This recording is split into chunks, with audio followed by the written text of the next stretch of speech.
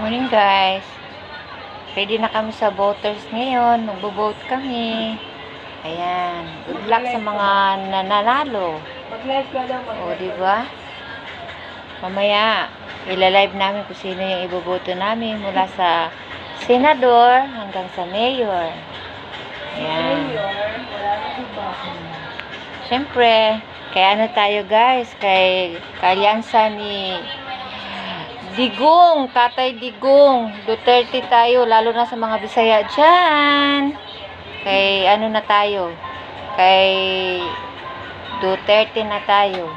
Ayan, sa mga kaanib ni Duterte, vote straight yan. Have a nice day. Good morning.